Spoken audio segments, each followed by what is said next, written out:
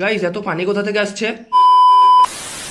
তো চলো গাইজ আর বেশি দেরি না করে তাড়াতাড়ি এখন আজকের ভিডিওটা লাইক করে দাও। সব ঘটনাটাই তোমাদেরকে খুলে বলছি। আসলে সকালের দিকে বাড়িতেই ছিলাম, তখন আব্বু বললো আমাদেরকে একবার মাঠে যেতে হবে। সেজন্য গাইজ আর বেশি দেরি না করে তাড়াতাড়ি এখন আমি আর আব্বু মিলে হালকা করে হাঁটতে হাঁটতে চলে আসলাম আমাদের মাঠের দিকে। আর মাঠে আসতেই দেখো গাইজ আমার সঙ্গে কি হয়ে গেল। আসলে গাইজ তোমরা তো অনেকেই জানো এই যে জমির মধ্যে এরকম খাল টাইপের জায়গাটা দেখছো, এর উপর দিয়ে আসলে হালকা করে ট্রাক্টর গেছে, সেজন্যই এরকম হয়ে গেছে। আর গাইজ খালের ভিতরে এত কাদা ছিল যে কি আর বলবো, ঠিকঠাক মানে পাও ফেলাতে পারছিলাম না। তোমরা হয়তো ভিডিওটা দেখেই বুঝতে পেরে গেছো। তারপর গাইজ এরকম ভাবেই তোমাদের সঙ্গে গল্প করতে করতে আর হালকা করে হাঁটতে হাঁটতে আবারও চলে আসলাম একটা জমির আলে, মানে এটাই হচ্ছে শেষ আল। আর শেষ আল বলছি তার কারণ হচ্ছে গাইজ এই যে সামনেকার জমিটা দেখছো এটা সবটাই আমাদের। তারপর গাইজ আমি আর আব্বু মিলে হালকা করে জমির মধ্যে নেমে পড়লাম। আর এরকম ভাবে মারার কারণ হচ্ছে আমাদের এদিকে চন্দ্রবড়া সাপের খুব উপদ্রব, সেই জন্য মানে এরকম ভাবে আলে মেরে টেস্ট করে নেওয়া হচ্ছে, মানে সাপ আছে কি নেই দেখার জন্য। তো গাইজ তোমরা এখানে দেখতেই পাচ্ছ আব্বু এখন আলগুলাকে খুব সুন্দরভাবে সাইড থেকে কেটে দিচ্ছে। আমাদের এদিকে বলে বুক ঝোড়া, তোমাদের ওদিকে কি বলে অবশ্যই যেন কমেন্ট করে জানি। আমার কাজ হচ্ছে গাইজ এই যে মানে ঘাসগুলোকে দেখছো এগুলোকে এরকম ভাবে পায়ে করে জমির মধ্যে বসিয়ে দেওয়া যাতে এগুলো পচে যায়। তারপর দেখো গাইজ আমাদের এদিকে সব জমির অন মোটামুটি হয়ে গেল, সেই জন্য আমাদের কাজও কমপ্লিট করে নিলাম। তারপর এখন আবার এই যে পানিটাকে দেখছো এখানে সুন্দরভাবে হাত পা মুখ সবকিছু আর কি ভালোভাবে ধুয়ে নিলাম। তারপর গাইজ ভালোভাবে হাত পা ধোয়া কমপ্লিট করে আবার চলে গেলাম সেই নালা। এখানে দেখো গাইজ কত সুন্দরভাবে পানি হয়ে আছে, দেখে তো সেই লেভেলে লাগছিল। তো যাই হোক গাইজ এটাই ছিল আজকের মিনি ভ্লগ।